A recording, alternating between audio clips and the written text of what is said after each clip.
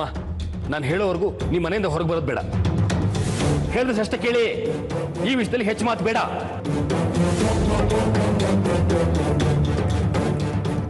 ಈ ಶೀಲಂ ನಂಜುಗುಡಿ ಸೇರ್ಕೊಂಡು ನಾನು ಧರ್ಮಾಧಿಕಾರಿ ಆಗೋದನ್ನು ತಪ್ಪಿಸೋದಕ್ಕೆ ಏನಾದ್ರು ಪ್ಲಾನ್ ಮಾಡಿರ್ತಾರೆ. ಅದಕ್ಕೆ ಇಷ್ಟೊಂದು ಚೇಂಜ್ ಆಗಿದೆ. ಬಿಡಬಾರ್ದು, ಏನಾದರೂ ಮಾಡಲೇಬೇಕು.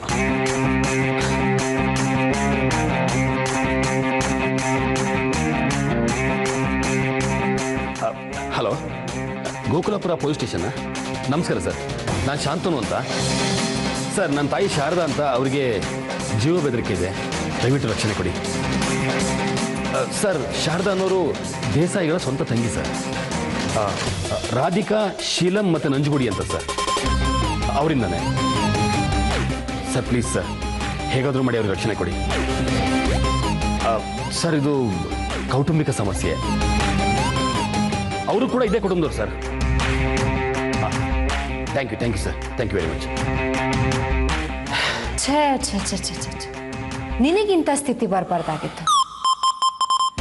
ನನ್ನ ಮುಂದೆ ನಿಂತು ಮಾತಾಡ್ತಾ ಇದ್ದಿದ್ದು ಶಾಂತನು ನೀನೇನಾ ಅನ್ನೋ ಅನುಮಾನ ಬರ್ತಿದೆ ನನಗೆ.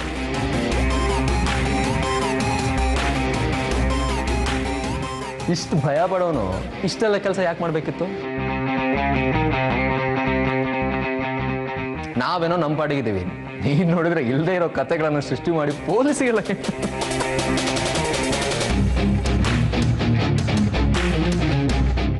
ಶಾಂತನು ಏನಿದು, ಇಷ್ಟು ಚಿಕ್ಕ ಮಗು ಥರ ಆಡ್ತಾ ಇದೆಯಲ್ಲ? ಅಯ್ಯೋ, ಮಗು ಥರ ಅಲ್ಲ ಶೀಲಂ, ಹೆಣದ ಥರ ಕಾಣಿಸ್ತಿದ್ದಾನೆ ನನ್ನ ಕಣ್ಣಿಗೆ. ಏನು ನೀವು 3 ಜನ ನನ್ನ ಮುಂದೆ ದೊಂಬರಾಟ ಆಡೋದಕ್ಕೆ ಬಂದಿದ್ದೀರಾ? ನೀವೇನೇನು ಕತೆ ಸೃಷ್ಟಿ ಮಾಡ್ತಾ ಇದ್ದೀರಾ, ಏನೇನು ಪ್ಲ್ಯಾನ್ ಮಾಡ್ತಾ ಇದ್ದೀರಾ ಅಂತ ನನಗೆ ಚೆನ್ನಾಗಿ ಗೊತ್ತು. ನೀವೇನೇ ಪ್ಲ್ಯಾನ್ ಮಾಡಿದ್ರು ಅದು ನನ್ನ ಮುಂದೆ ಫ್ಲಾಪ್ ಆಗುತ್ತೆ.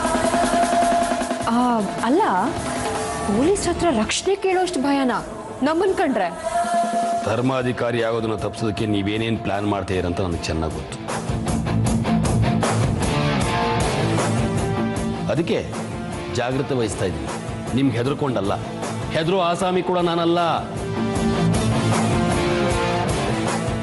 ಇಡೀ ಕುಟುಂಬನೇ ನನ್ನ ಕಾಲ್ ಕೆಳಗಡೆ ಇಟ್ಕೊಂಡಿದ್ದೀನಿ. ನನ್ನ ಮುಂದೆ ಬಂದು ಮಾತಾಡ್ತೀರಾ? ನೀವು ಮಾತಾಡೋದು ನನಗೆ ಕಾಮಿಡಿ ಅನ್ನಿಸ್ತಾ ಇದೆ. ಸದ್ಯದಲ್ಲೇ ನಿನ್ನ ಮುಂದೆ ಒಂದು ದೊಡ್ಡ ಕಾಮಿಡಿ ನಡೆಯುತ್ತೆ, ನೋಡ್ತಾ ಇರು. ಅದನ್ನ ನೋಡಿ ನೀನು ಬಾಯ್ ಮಾಡ್ಕೋಬೇಕು.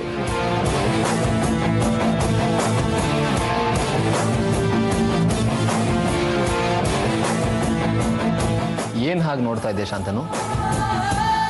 ನಂಜುಗುಡಿ ಹೇಳ್ತಾ ಇರೋದಲ್ಲ ಸತ್ಯ. ಇನ್ಮೇಲೆ ನಾವು ಏನೇ ಮಾಡಿದ್ರು ನಿನಗೆ ಹೇಳ್ಬಿಟ್ಟೆ ಮಾಡ್ತೀವಿ, ನೋಡ್ತಾ ಇರು. ಏನ್ ಶೀಲಂ ನೀನು? ಭಯನೇ ಇಲ್ಲದೆ ಇರೋನು ಶಾಂತನ್, ಭಯನೇ ಗೆದ್ದವನು ಶಾಂತನ್. ನಾವು ಇವನ್ ಮುಂದೆ ಏನೇ ಹೇಳಿದ್ರು ಅಷ್ಟೇ, ಒಂಚೂರು ಭಯ ಆಗಲ್ಲ ಇವನಿಗೆ. ಅದಂತೂ ನಿಜ. ಈ ಸಲ ನಾವು ಏನೇ ಮಾಡೋದಿದ್ರು ನಿನಗೆ ಹೇಳ್ಬಿಟ್ಟೆ ಮಾಡೋದು.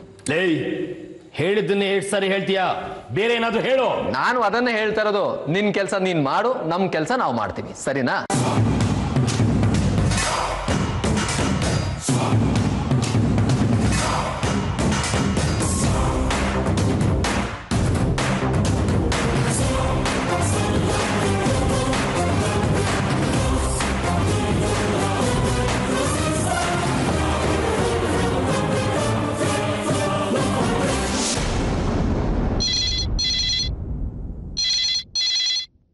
ಹಲೋ ಹಲೋ ದೊರಪ್ಪ, ಚೆನ್ನಾಗಿದ್ದೀರಾ?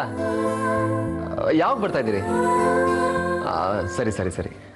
ಏನು ಆಶ್ರಮದಿಂದ? ಗುರುಜಿ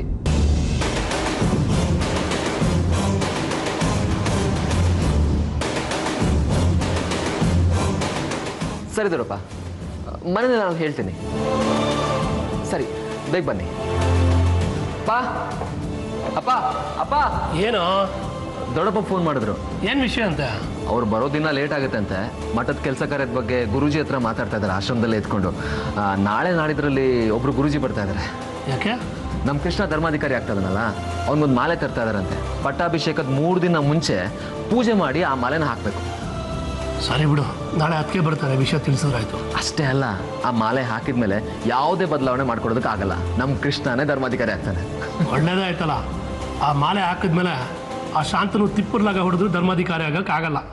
ನಮ್ಮ ದೇಸಾಯಿ ಕುಟುಂಬ ಗೆದ್ದಂಗಾಗತ್ತಲ್ಲ. ಹೌದಾ?